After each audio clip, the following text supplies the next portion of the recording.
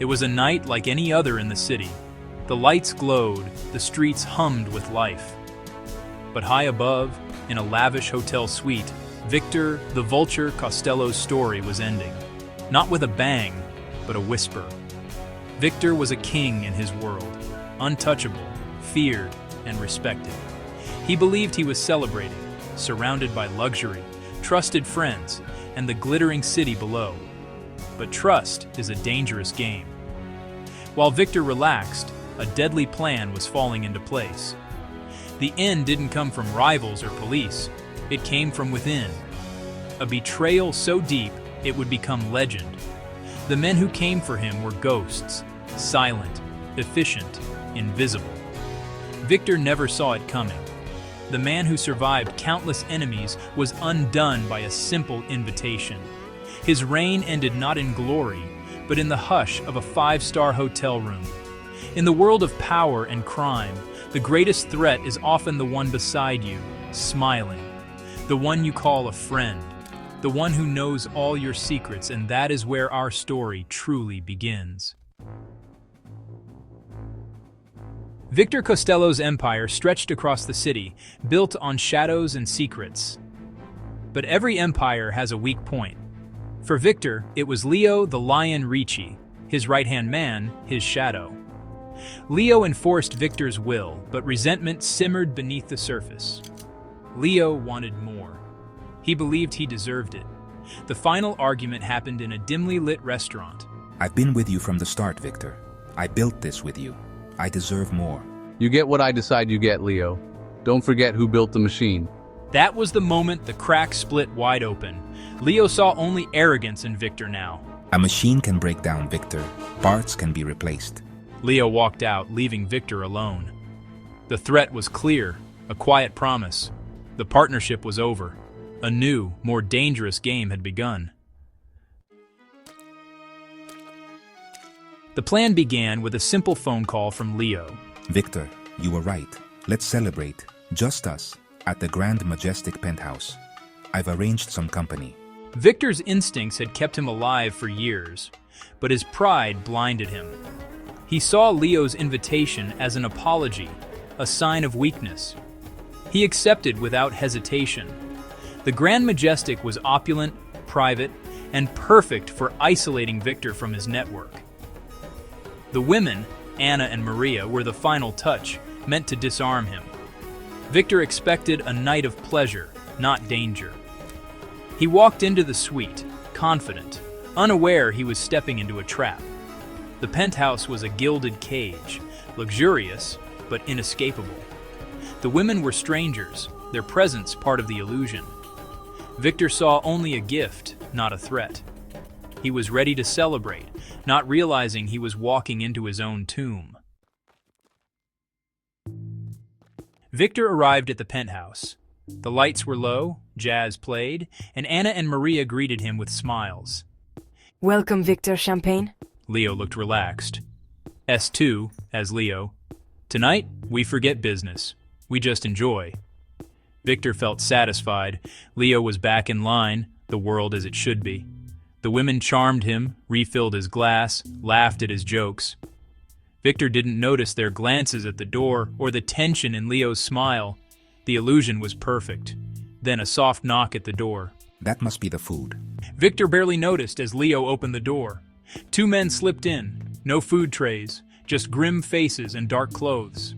They moved with chilling quietness, eyes fixed on Victor. The celebration was over. The moment the two men entered, the room changed. We stopped smiling, stepped away, our role complete. Victor sensed something was wrong, too sudden, too complete. He saw the men, Leo's cold face, and realized the truth. The call, the celebration, the women, it was all a lie. Victor reached for his pistol, but he was too late. The killers moved fast. One grabbed his arms, the other raised a silenced pistol. Don't bother, Victor. Two soft shots. Victor slumped, eyes wide in silent surprise. The king was dead. The entire event took less than 10 seconds. Leo watched, unmoved, then turned and left. The killers and women followed, closing the door softly behind them. Only silence remained, and the body of a man who once ruled the city. Lines removed, 28. Lines remaining, 23. The escape was as meticulous as the hit. Leo, the killers, and the women walked calmly to a service elevator. No words, no rush, just ghosts leaving no trace. In the garage, two nondescript cars waited. The group split up, driving away separately, obeying every law. Within minutes, they vanished into the city. Back in the suite, Victor's body lay undisturbed, jazz still playing. The Do Not Disturb sign hung on the door. No one suspected a thing. The secret waited in silence until morning. A housekeeper knocked, then entered with her master key. She found Victor on the sofa, music still playing, dark stains on his shirt. Oh my God! Her scream broke the long silence of Suite 1502. After Victor's death, a power vacuum formed, but Leo Ricci filled it instantly. He moved with confidence, assuring Victor's captains that business would continue. No one challenged him. The transition was seamless. The empire had a new king. The police investigation found nothing. No fingerprints, no DNA, no evidence. The killers were ghosts. It's like they vanished into thin air. Leo was questioned but played the grieving lieutenant. Victor was like a father to me.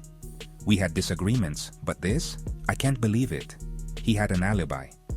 The police let him go. The case grew cold, officially unsolved. But on the streets, everyone knew the truth. Leo sat in Victor's chair, ran his businesses. In our world, you don't file a complaint. You file a change of management. Leo had filed his change and it was approved. Lines removed, 25. Lines remaining, 20.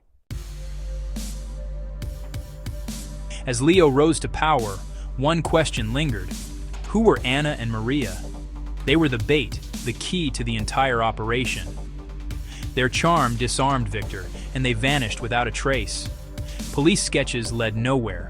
No fingerprints, no records, no past. They were professionals, ghosts. If we had been amateurs, we would have made a mistake. But we were careful. Theories swirled. Were they mercenaries, loyal associates, or something else? Sometimes, the best way to disappear is to never exist on paper at all. Their anonymity was their greatest strength. They were the missing link, the reason Leo could never be tied to the crime. The beautiful faces of betrayal, gone, leaving only questions behind. Victor Costello's fall is more than a crime story. It's a lesson about power and trust. In their world, loyalty is currency, but betrayal is always a risk. Victor forgot that. He believed he was immune to ambition. His murder, unsolved, became legend. A different kind of justice. Leo was smarter, more patient. He won. The story became a warning. Watch your back, but watch your front even closer. The mystery of Anna and Maria lingers. They were the perfect weapon because they were invisible. In a world of secrets, you never know who anyone really is. Their anonymity is their legacy. The city moves on, the empire under new management. But the story of that night lingers, a king betrayed by his most trusted soldier. Trust is a gamble, and sometimes the quietest betrayals echo the loudest.